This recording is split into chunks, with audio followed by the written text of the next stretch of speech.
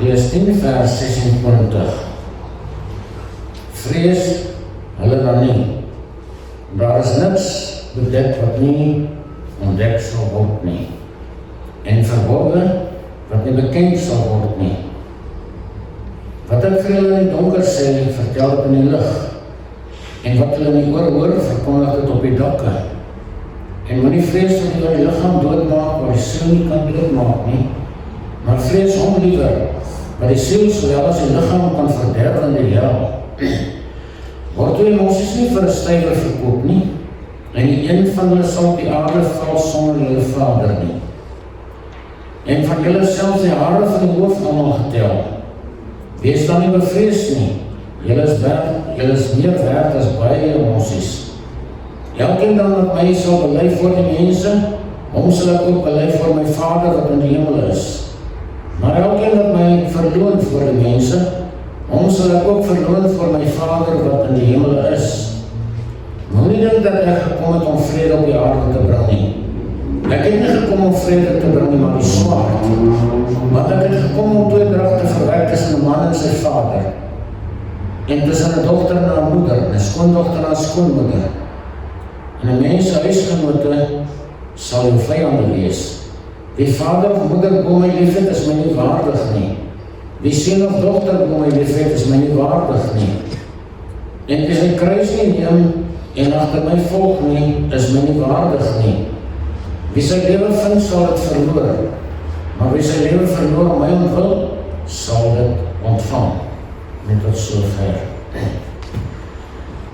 Nou dit gaan vanmôre oor geestelike vegkuns.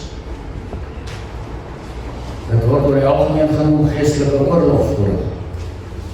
Maar hier is my beter term vir die dinge wat ons hier oor bespreek en praat. Dit is in Markus 16 waar Jesus gesê het, vir die wat geglo het, sal hierdie tekens volg. In my naam sal hulle duiwels uitdryf. Met nuwe tale sal hulle spreek, slange sal hulle opneem. En as hulle iets dodeliks drink, sal dit hulle geen kwaad doen nie. Op siekes sal hulle die hande lê en hulle sal gesond word. So, dit is die laaste lering van Jesus oor ons roeping hier op die aarde, wat ons moet vervul, terwyl hy nie meer met ons is nie. Ons leef in 'n geweldige moeilike tyd. Ons leef in 'n verskriklike tyd, maar ook 'n tyd van baie groot geleentheid. En ons gaan vanmôre 'n bietjie praat oor geestelike vegkuns. En dit gaan op hierdie stadium in hierdie boodskap net oor die inleiding tot die wapens wat ons het. Daar is baie mense wat nie verstaan, hoe moet ons veg nie? Waarmee moet ons veg nie? Maar soos ek gesê het nou, ons het die mag, ons het die wapens om die land te verander, om die toekoms van Suid-Afrika te verbeter en te verander. En ek dink God laat dit aan sy kinders oor om te kyk hoe sterk hulle is as 'n weermag van die Allerhoogste God. Ons leef te midde van die mees intense gevegstryd van die afgelope 80 jaar. Dit word al erger, maar na die Tweede Wêreldoorlog, wat ook 'n geestelike oorlog was, het daar 'n geweldige stryd op die aarde gekom, waarin baie planne gemaak is deur die vyand om die mens tot 'n vernietigingspunt te lei. En hulle is baie besig daarmee steeds.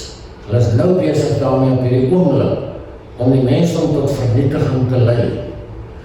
Maar ongelukkig glo baie kerkgangers ons is in 'n Eldorado of in 'n Utopia op hierdie stadium. Ek praat nie van ek praat van die mense wat kerk toe gaan om daar te gaan sit en te luister en huis toe te gaan en dieselfde mens te wees en niks betrokke te wees by God se koninkryk nie. Vir hulle kerkgangers is ons in Ethiopië of in Eldorado, die goue land van beloftes. Ons ontspan en ons sit en ons kyk hoe die dinge aangaan. Dat Gods water oor Gods akker loop. dis baie mense se ingesteldheid in ons tyd.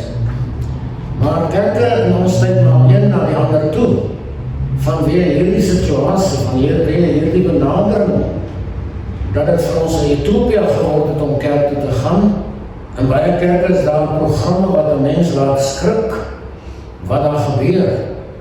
En daar is baie programme wat die mens van die hart gryp, dat jy emosioneel heeltemal weggesleep word op 'n sydspoor. En dan dink jy is in utopia. Leraars bedank in hordes, nagenoeg 15.000 predikante en pastore bedank elke jaar in Amerika. Ons is nou nie so groot, maar hy bedank nagenoeg relatief dieselfde klomp. Elke jaar gaan daar 'n klomp by die bediening uit. Waar gaan dit heen? Nou ek sit nie simpatie vir die predikante nie. Ek dink dit is baie keer maar net omdat hulle gemakliker wil lewe en so meer, of omdat hulle die druk nie kan hanteer wat op hulle kom nie, en dan loop hulle. Maar Jesus het gesê, ek is met julle tot aan die volleinding van die wêreld, nie totdat jy moeg genoeg is nie. En die wat bly, loop rond sonder beskerming of kennis van die stryd van die onsigbare. En dis een van die ander redes hoekom predikante en pastore die bediening uitgaan. Hulle het nie die uniform van die Heilige Gees en van Jesus aan nie. En dan is hulle glad nie beskikbaar om te veg teen die magte van die duisternis nie. En hulle raak moedeloos en hulle word verslaan, een na die ander, en hulle lê, en hulle gaan weg.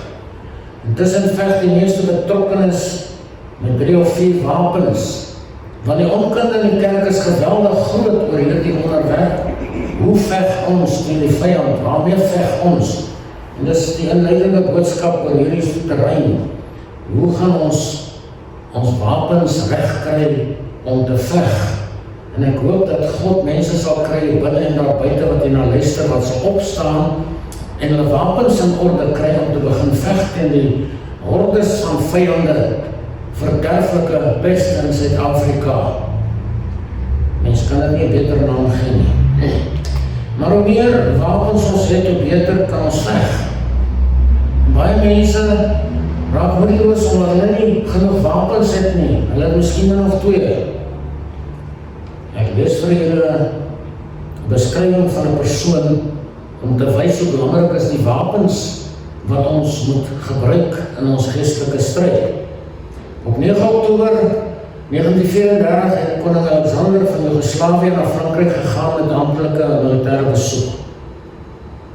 Voordat hy sy oorlogskip verlaat het, het hy sy volle militêre vlootuniform aangetrek. Vanweë sy koelvaste onderhemd kon hy nie die soldatenbaadjie mooi aankry nie. Toe trek hy die beskermende koelvaste onderhemd uit. Tydens sy ry deur die straat van Marseille het 'n vyandige skutter 'n skoot op die koning afgevuur en hy sterf daar in die straat. Skoot was reg in sy hart. Maar sy koelvaste beskerming aangehad het, sou hy oorleef het. Die koning was egter nie meer begaan oor sy voorkoms en gemak as oor sy veiligheid. Hy wil gehad dat die mense moet sien hoe fantasties die koning is met sy uniform en so meer, maar die binnenkant was niks. Alexander se mislukking herinner ons dat ons voorbereid of proaktief en beskerming moet optree vir die stryd, en dit geld vir jou en vir my net so baie.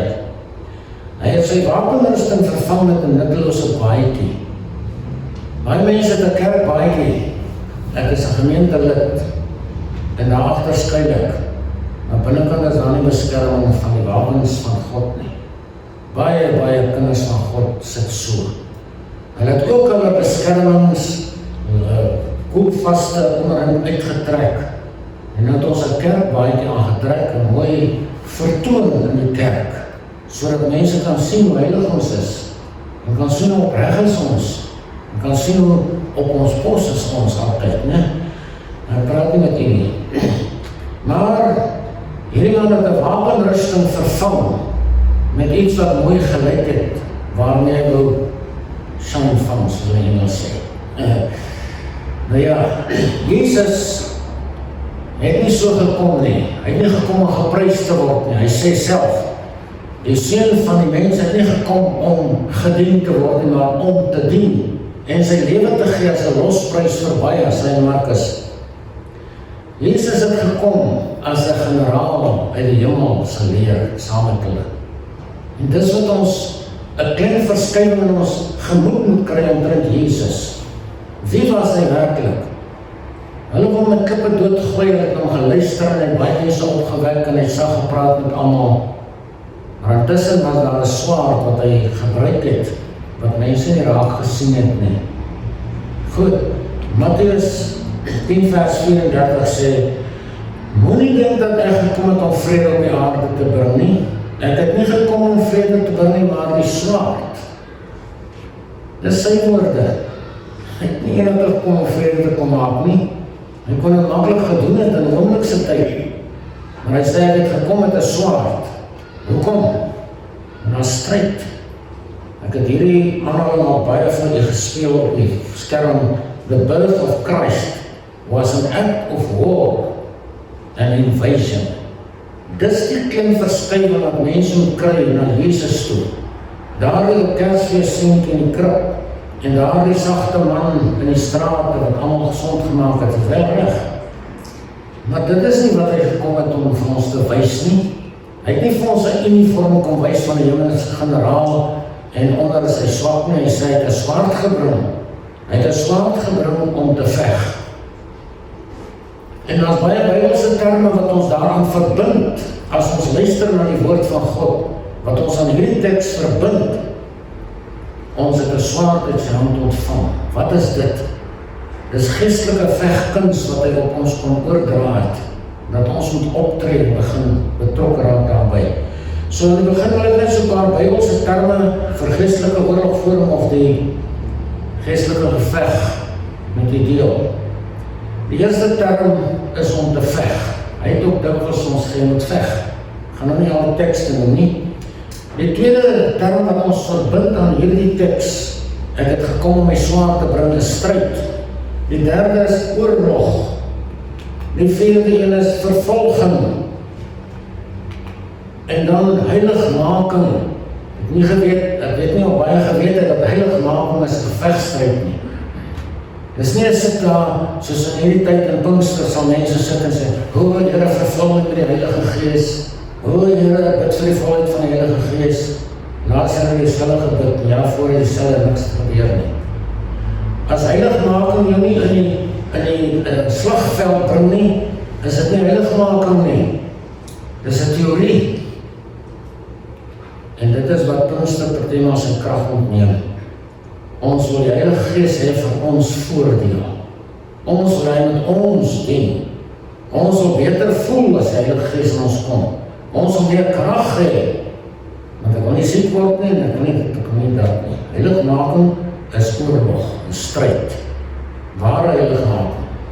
Hy praat van vurige gebed in Jakobus. Die vurige gebed van regverdigheid, groot krag. Hy praat van 'n worstelstryd. Ons worstelstryd is nie 'n vlees en bloed nie. Martelaarskap, dis oorlog. Dink aan die gevangenis daar in die 2de en 3de eeu. Die gemeente van Smyrna, waar honderde duisende kinders van God verbrand is en vir leeu's gevoer is. Wat het die mense gedoen? Hulle het in triomf uitgegaan uit hulle liggame uit. Hulle was bekleed met die wapenrusting van God. Hulle was reg vir die stryd. Martelaarskap is geestelike oorlogvoering. Daar's van die mense wat oorwinnings behaal het in die arena waar die leeu's hulle wil vreet. Soos Daniel in die leeukuil. Daniel was in geestelike oorlogvoering in die leeukuil. Martelaarskap, die groot opdrag. Die groot opdrag is om die swaard te vat wat Jesus vir ons gegee het en sê, gaan verder met dit. Gaan verslaan die vyand, gaan oorwin die wêreld. Gaan wen siele met jou toerusting. Wandel deur die Gees is geestelike oorlogvoering. Die Heilige Gees kom nie na mense om hulle te paai en lekker te laat voel nie. Dis die wanbegrip van Pinkster. Die Heilige Gees kom om ons toe te rus. Dis waarvoor hy gekom het, om dit wat Jesus begin het voor te sit. En hy lei ons in stryd in. Hy lei ons in stryd. is altyd besig om iemand in stryd in te lei. Toe Jesus gedoop is, toe hy uit die water uitkom, toe vat die Heilige Gees om in stryd in die woestyn teenoor Satan. En dit doen hy met elke ware kind van God wat werklik weergebore word. Dan praat Petrus van 'n vuurgloed van vervolging.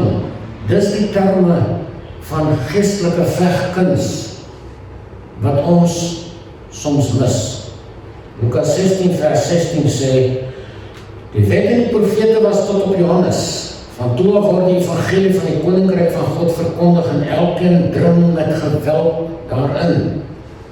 Mense gaan sit nie agteroor en sê, kom die koninkryk nie. Ek het so daaroor gepraat. Waar is die koninkryk? Die Bybel selfs met geweld daarin, met ander woorde, met oortuiging, met krag, om in die koninkryk van God betrokke te raak. Anders kan mens net sit en kyk na hierdie koninkryk. Lukas 13 sê, stry hard om in te gaan deur die noupoort. En baie sê ek vir julle sal probeer om in te gaan en sal nie in staat wees nie. Mense sal te maklik tot bekering kom.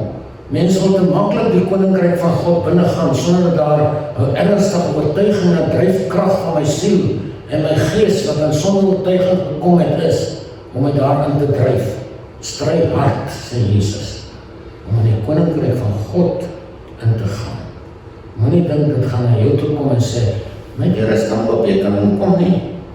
Dit staan wel op, want Jesus is die deur, en mooi almal, maar dit is nie so maklik, want die vlees gaan in oorwinning ingaan, as ons daai manier die koninkryk wil ingaan. So, vegkuns van Jesus se soldate begin by 3 dinge. 'n Suiwer, basiese kennis van hierdie onderwerp. En dis wat baie nie het nie. Hosea sê vir ons, my volk gaan te gronde weens gebrek aan kennis. Ons moet kennis opdoen oor ons posisie en ons roeping en ons taak en oor die dinge wat ons gaan deurdra in hierdie strydperk. Suiwer basiese kennis van hierdie onderwerp. Nou ja, daar is so min wat toegerus is hiermee. So min. Praat nie van hierdie, praat van die leiers in die kerk. Die leiers moet toegerus wees, en dan moet hulle die ander toerus. Dis wat Efesiërs 4 sê. Hy die leraars gestuur om die heiliges toe te rus vir hulle dienswerk, en natuurlijk vir die stryd ook. Dis eerste van die tweede is, deur aan te sluit by sy weermag. Ek en jy moet definitief by die weermag van Jesus aansluit. In 1969 toe ek lugmag toe was, toe het hulle gesê, jy moet morgenoggend 8 uur by die stasie wees. Toe kom daar 'n groot trok, en hulle gooi ons agter in die trok, en ons gaan. En toe jy daar kom, toe gee hulle vir jou 'n nommer. Dis jou nommer, dis jy. Jy is nie meer 'n mens nie, jy is nou 'n nommer.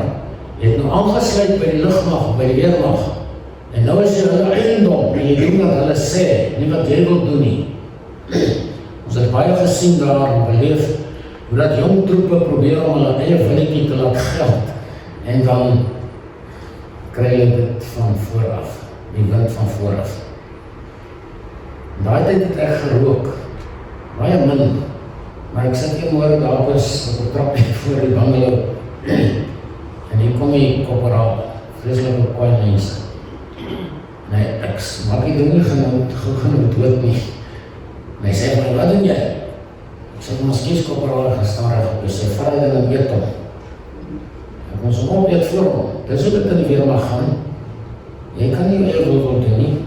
Jy moet aansluit by die weermag, jy moet jou onderwerp aan dit wat oor jou gestel is, daai mag van die weermag.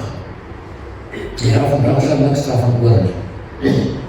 Dan moet jy die derde plek, die prakties gebruik van Godse wapens kan doen. Ons moet prakties raak in ons godsdienst. Dis een van die groot leemtes, dat mense nie prakties raak. My godsdienst wat gaan uitoefen daar buiten nie. Maar word nie altyd geleer nie, maar die Bybel leer ons dit, en ons moet Bybel lees. 2 Korintiërs 10 sê, wil ons in die vlees wandel voor ons, die stryd nie volgens die vlees nie. Want die wapens van ons stryd in die vlees nie, maar kragtig deur God om vestings neer te werp, terwyl ons planne verbreek. En elke skans wat opgewerp word in die kennis van God en elke gedagte gevangen neem tot gehoorsaamheid aan Christus, en ons gereed om elke ongehoorsaamheid te straf.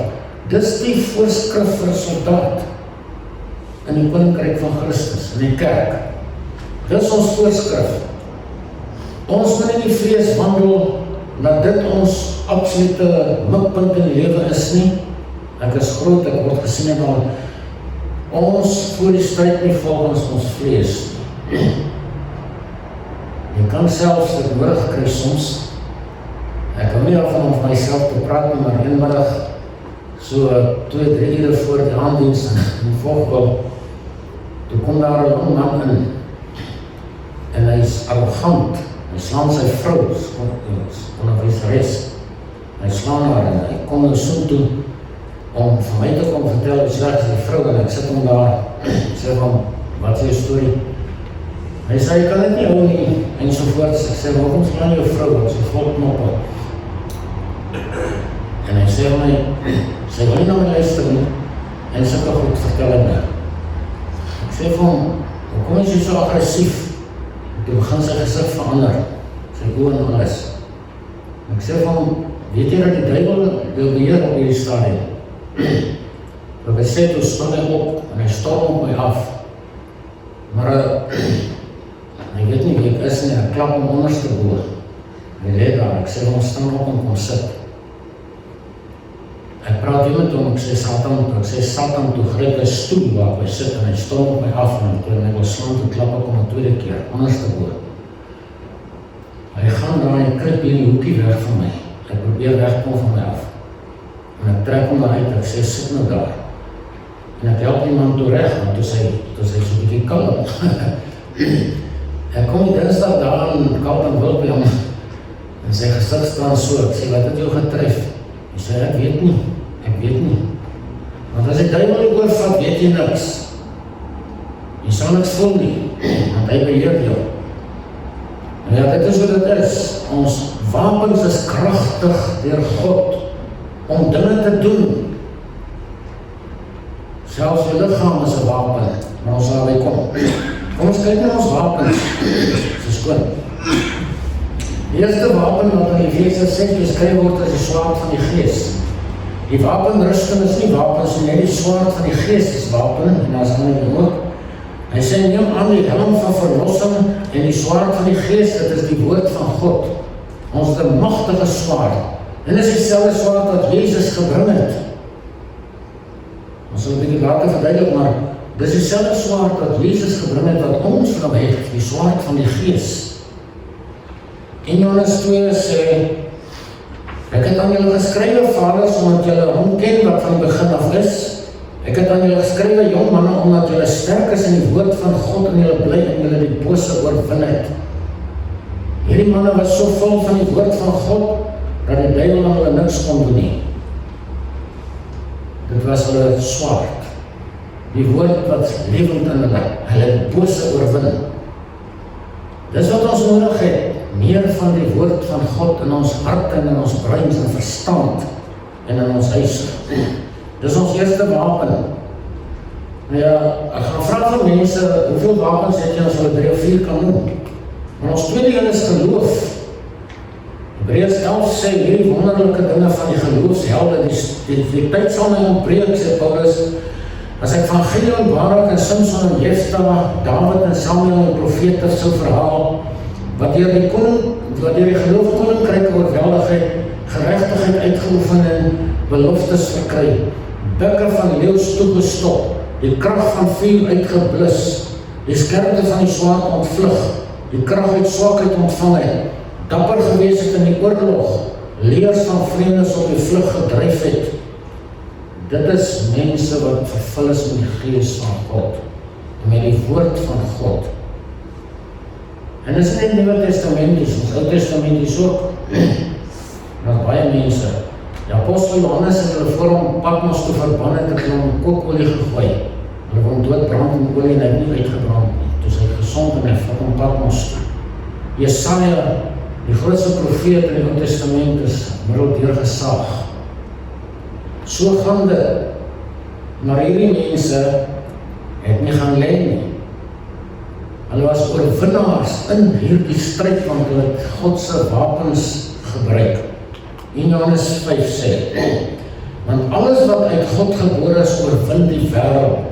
En dit is die oorwinning wat die wêreld oorwin, naamlik geloof. Ons geloof kan Suid-Afrika oorwin. Waaragtig, kinders van God in hierdie land is so baie. En as ons geloof gaan saamvat en begin opstaan in die geloof, kan ons hierdie land terugwen van al sy verderflikhede. Die derde is die vrug van die Heilige Gees. Deur die vrug van die Heilige Gees oorwin ons emosionele stryd en daardie tipe dinge. Nehemia 8 vers 11 het 'n voorbeeld daarvan. Hy sê, wees dan nie bedroef nie, met ander woorde, emosioneel, depressief en al daai goed, want jy blydskap in die Here, dit is jou beskutting. Dit is deel van die vrug van die Heilige Gees, jou beskutting. Dit is 'n wapen, waardeur jy jouself beskerm en veg teen dinge soos hy hier sê, bedroefdheid, negativiteit, irritasie en al daai dinge. Hooglied sê, liefde is sterk soos die dood. Die liefdesywer is hard soos die doderyk. Sy gloed is 'n gloed van vuur, 'n vlam van die Here. Groot waters kan die liefde nie uitblus nie, en 'n vuur kan dit nie oorstroom nie. So daar is 'n mag in die vrug van die Heilige Gees, want die grootste deel, of die openingsvrug van die Gees is liefde, goddelike liefde. En Johannes 4 sê, daar is geen vrees in die liefde nie, maar die volmaakte liefde dryf die vrees buite. En vrees is ons grootste vyand. Want die vrees lê straffen, hy laat vrees nie volmaak word in die liefde nie. Liefde, as ons kyk na die vrug van die Heilige Gees, dan is dit liefde, blydskap, vrede, onwees, selfbeskerming. Die vrug van die Gees is liefde in die Grieks in dubbelpunt, liefde, blydskap, vrede, ontmoedigheid, selfbeheersing. So liefde is die fokus van die vrug van die Gees, en dit sluit in blydskap, vrede, ontmoedigheid en die ander 8. So liefde is 'n mag. Die Bybel sê, groot waters kan jou liefde nie uitblus nie, riviere kan dit oorstroom nie, vuur kan dit nie verbrand nie. Al die mense wat vir Jesus gesterf het gesterf uit liefde vir hom. Openbaring 12 sê, die mense in die groot verdrukking gaan die Satan oorwin deur die bloed van die lam en deur die woord van hulle getuienis. Wat getuig ons?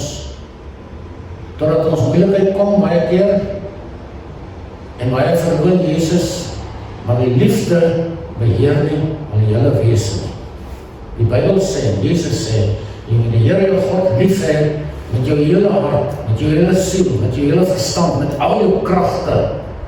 Dan is jy gewapen, dan is jy toegerus met hierdie goddelike krag van liefde wat jou deur die vuur sal laat gaan. Volgende is die bloed van die lam. Ek het net dit genoem, Openbaring 12 sê, die aanklaer van ons broeders is neergewerp.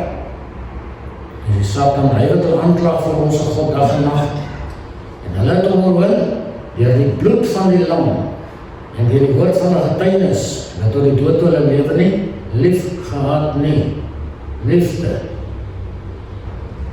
Iemand wat in oorwinning van die ewigheid ingaan, wat homself minder lief hê as wat hy vir God het.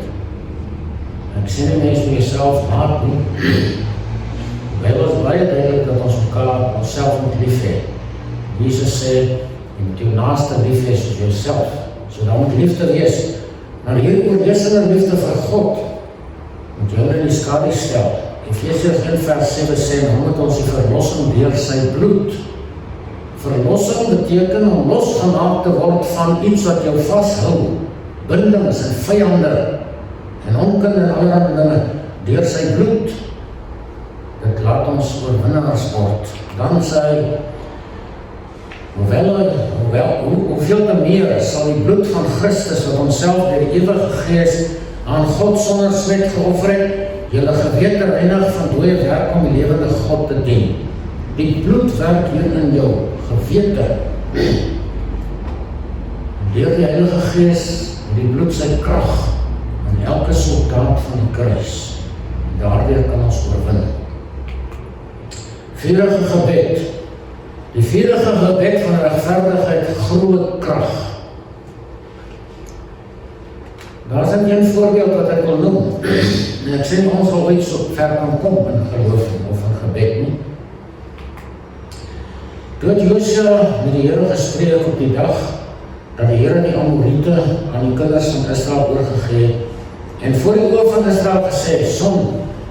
So hy staan voor God en hy sê voor die oë van die volk, son staan stil in Gibeon en maan in die dal van Ayalon en die son het bly staan in die middel van die hemel en het om nie gehaas om onder te gaan nie, omtrent 'n volle dag.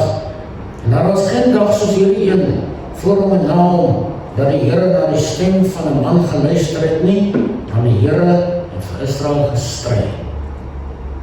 Gebed bring God in jou lewe in. Gebed bring God in jou slagveld in. En dit is wat ons werklik moet oefen. Vurige gebed. Ek het verlede Sondag gepraat oor gebed, maar kom ons praat meer oor gebed as ooit tevore. En dis ons behoefte in die kerk, meer as ooit tevore, meer as enigiets anders, is dit ons behoefte in die kerk. Die vurige gebed van regverdigheid groot krag. Nog 'n wapen is die naam van Jesus. Dis die naam wat die meeste gelaster word wat ek ooit gehoor het. As jy die skerms opmaak, is oh my God. En so gaan loop in die straat en hoor jy, tot mense wat niks van God af weet nie, sal hulle Jesus gebruik, sy naam, en hulle laster hom. Die wonderlikste naam in die heelal is Jesus, maar is die meest gelasterde naam in die heelal. Maar vir die kinders van God, wat waarlik toegerus is vir die vegkuns waar ons moet betrokke wees, is die heiligste naam. In 1 Samuel is daar 'n voorbeeld, Dawid sê vir die Filistyn, jy kom na my toe met 'n swaard en met 'n spies en 'n lans, maar ek kom na jou toe waarmee? In die naam van die Here, van die leerskare. Vandag sal die Here jou my hand oorlewer, sodat die hele aarde kan weet dat Israel 'n God het. Daar was 'n klippie het nie daai doodgemaak nie. Dis sy naam, die naam van die Here, in wie sy naam hy gegaan het na Goliat toe, en sê, jy kom met goeders na my toe, maar ek kom in 'n ander dimensie met 'n ander krag na jou toe. En hierdie krag, die naam van God, sal jou in my hande gee vandag. Toe vat hy 'n klip en hy wys hom hoe Moses hy was. Lukas 10 sê, en die 70 het met blydskap terugkom toe Jesus uitgestuur het, en gesê, Here, die duivels onderwerp hulle aan ons in u naam. Dit sal so wees. Dit sal so wees. En dan nie nou soos die 7 seuns van Skefan nie, wat probeer het om 'n duiwel uit 'n besettenheid te dryf. En is in die naam van Jesus. Jy sien, dit is 'n valslike gebruik van die naam van Jesus, heilige gebruik. En hy sê vir hom, wees jy, ek ken vir Saulus, Paulus, en ek ken vir Jesus, maar jy, wees jy. Jy weet van die verhaal wat daar gevolg het, omdat daai ou 7 van hulle uit mekaar uitgeslaan het, omdat hulle die naam van Jesus misbruik het. Moet dit nie doen nie. Maar werk jou in die heiligheid en in die krag van die naam van Jesus, in eerbied en respek, en groot dinge kan in jou lewe gebeur. Handelinge 4 vers 12 sê vir ons, die saligheid is in niemand anders nie, in niemand anders nie, maar daar is ook geen ander naam onder die hemel, wat onder die mense gees, waar ons gered moet word nie. Wat is redding? Redding is 'n stryd, om 'n mens uit die mag van die Satan te kry in die mag van die koninkryk van God. Dis geestelike oorlog. Om 'n sielwenner te wees is 'n geestelike vegterrein wat jy betree. Daar's baie dinge wat 'n mens daaroor kan sê, maar baie sielwenners val, omdat hulle nie die krag van die naam van Jesus reg gebruik nie. Hulle autoriteit gooi hulle weg langs die pad, terwyl hy ons gesag en autoriteit gegee om sy naam te gebruik vir die regte doelwitte in sy koninkryk. Markus 16 sê, en vir die wat geglo het, sal hierdie tekens volg. In my naam sal hulle duiwels uitdryf. Daar is nog ander goed ook agterna. Maar, Paulus sê in Timotheus, die Here sal my verlos van elke bose werk en my red om in sy hemelse koninkryk in te gaan, en om die heerlikheid tot in alle ewigheid. Amen. Die Here verlos mense van die bose werke van die vyand. En wanneer jy in die bose werke van die vyand vas is daar 'n stryd in jou lewe, geweldige stryd. En daaruit moet God 'n mens verlos deur die naam van Jesus Christus. Die volgende wapen wat ons het is ons autoriteit in Christus.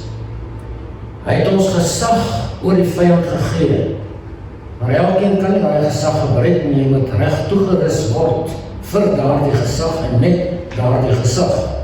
Matteus 18 vers 18 ken ons almal waar hy sê, voorwaar ek sê vir julle, alles wat julle op die aarde bind sal in die hemel gebonde wees, en alles wat julle op die aarde ontbind sal in die hemel ontbonde wees. Kom aan die teks self gaan lees en kyk hoe pertinent is dit dat Christus sê, alles wat jy op die aarde bind, alles waarvan jy gesag neem, sal gebeur. Alles waarvan jy die gesag wegneem, sal in die hemel sy gesag verloor. Dis wat dit maar beteken in ons taal. Ons autoriteit, ons gesag in Christus. Nog 'n wapen is jou erfenis.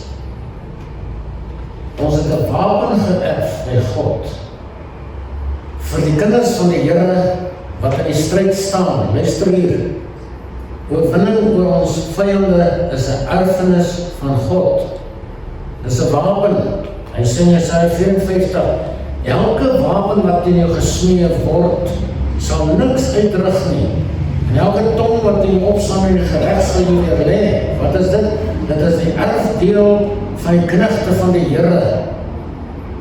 En hulle geregtigheid wat uit my is, spreek die Here. So, jy het 'n erfenis as wapen ontvang, waar in die hofsale jy kan oorwinning behaal, waar jy op die slagveld oorwinning kan behaal. Elke wapen wat teen jou gesmee word, sal niks uitrig nie. Dis jou erfenis, 'n belofte van God, dat ons 'n wapen het wat sterker is as die van die wêreld. So, ons moet opstaan. Ons begin onsself laat toerus vir die stryd waarin ons is, want die stryd gaan dalk groter word as dit ons noem. Nog 'n wapen is jou verstand. Ons het 'n fantastiese brein en 'n verstand. Maar mens gebruik dit maar vir jou algemene diens. Jou verstand en brein is in jou eie diens, meeste sin. Maar op 'n tyd wanneer ons dit kan inspann en gebruik as 'n wapen teen die vyand, hoor dit sy Salomo, want deur goeie oorleg kan jy voorspoedig oorlog voer. As jy onderskeid het, as jou verstand helder is, goeie oorleg, kan jy voorspoedig oorlog voer. Jy kan verstand gebruik om oorlog te voer.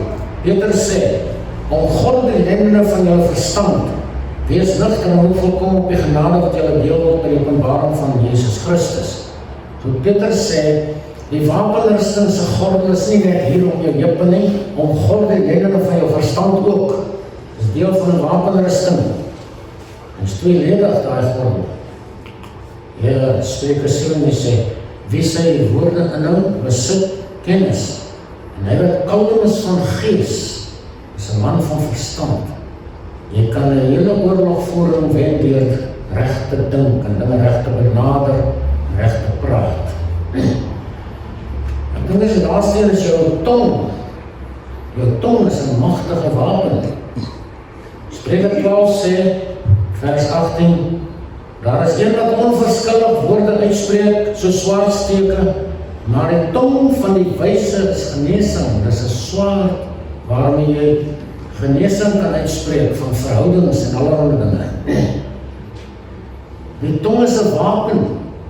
Jy kan hom gebruik om verwoesting te saai in pragtige mense se lewens, of jy kan hom gebruik om in pragtige mense se lewens seën te bring, oorwinning te bring.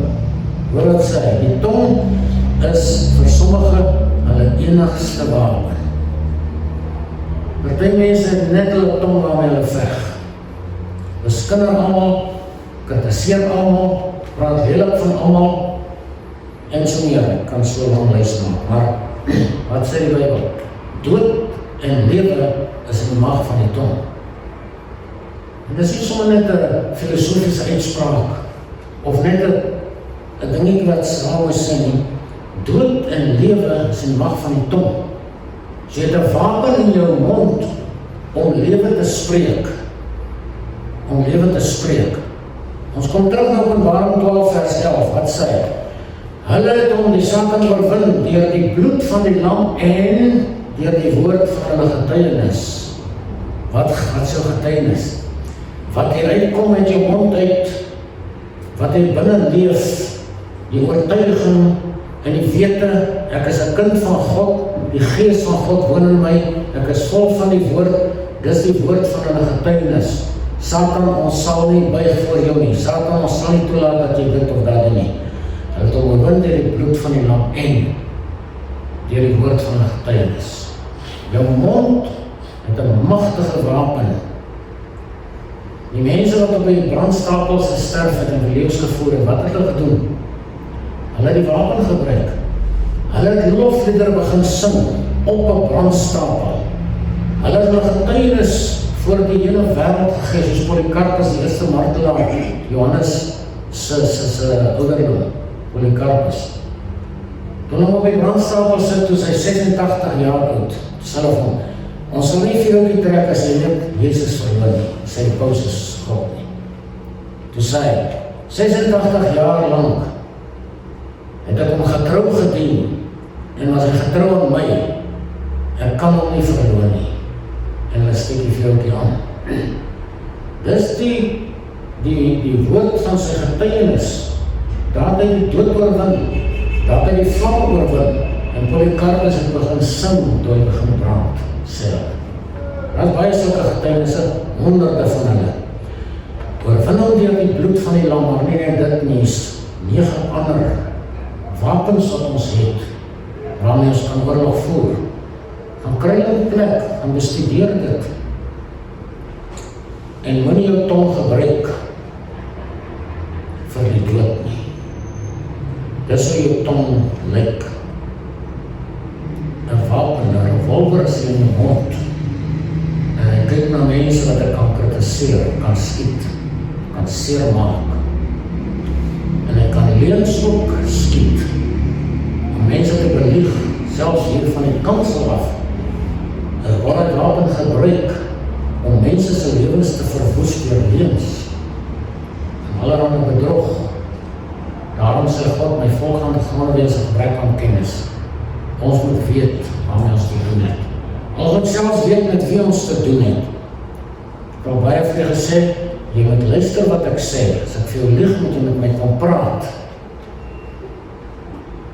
Mag die Here ons genade gee om in geestelike vegkuns betrokke te raak, terwyl ons die geleentheid het om baie oorwinnings te behaal in die laaste deeltjie van ons lewe op aarde, om dan eendag in die hemel opgeneem te word en sê, hier is die mense, en daar 'n klein gemeente wat hierdie dorp verander het, wat Suid-Afrika verander het, weer hulle wapens, sal het nie wonderlik wees nie, as God ons oproep en sê, ek sien julle het gewen. Hier is julle as oorwinnaars. Dit sal wonderlik wees as ons mekaar daar kan sien binnekort. En sien wie het geluister na die woord van God en wie het nie. Ek hoop ons sal allemaal kan juig in die oorwinning in die hemel van dit wat ons op die aarde bereik het, terwyl ons hier is in die vlees. So, daar wag 'n uitdaging vir elke kind van God, om in hierdie bose tyd op te staan, vir die naam van Jesus Christus en sy eer. Mag God ons daartoe toerus. Amen. Ja, Here, ons val U so dikwels. Ons val U meer as wat ons U nie val nie. Maar dank God,